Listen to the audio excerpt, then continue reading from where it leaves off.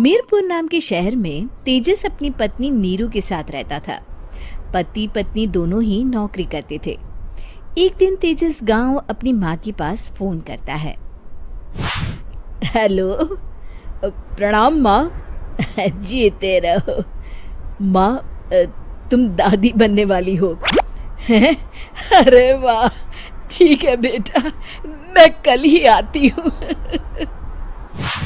जब माँ जी शहर पहुंची तो बेटी बहू ने बहुत अच्छे से स्वागत किया। लीजिए माँ जी, चाय। अरे गर्मा गर्म पकोड़े ले आओ माँ के लिए। नीरू रसोई में गई और 2 मिनट में ही पकोड़े ले आई। जी ये लीजिए।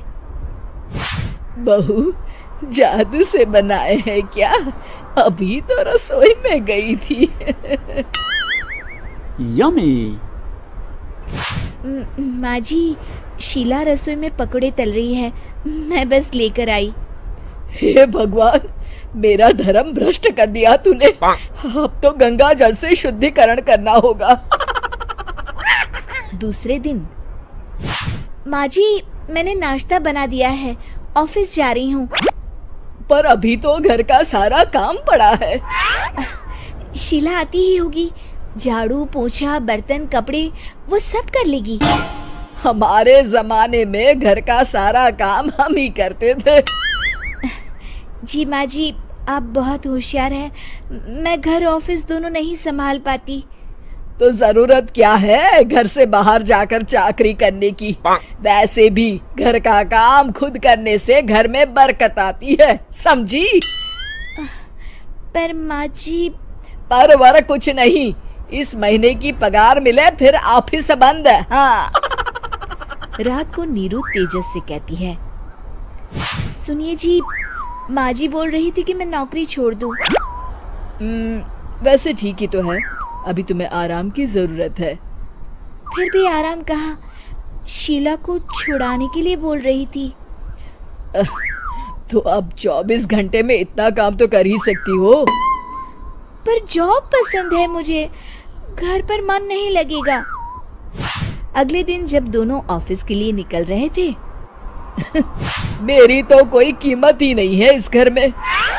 माँ जी, आजकल महंगाई बहुत है, रहन सहन भी बदल गया है, दोनों नौकरी करते हैं तभी ठीक रहता है। अच्छा, तू कहना क्या चाहती है? मेरा बेटा तुझे बिठा के खिला नहीं सकता? तू ही इस घर का खर्च चला रही है, हैं? नहीं माँ जी, मेरा वो मतलब नहीं था। मतलब खूब समझती हूँ, ये बाल धूप में सफेद नहीं किए मैंने। हाँ। अब तो ये रोज का काम हो गया था। तेजस भी रोज की झिकझिक से परेशान हो गया था।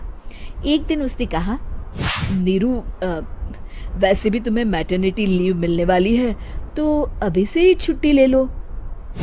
पर क्या, मेरी सैलरी अच्छी खासी है। आखिर नीरू ने रिजाइन कर दिया।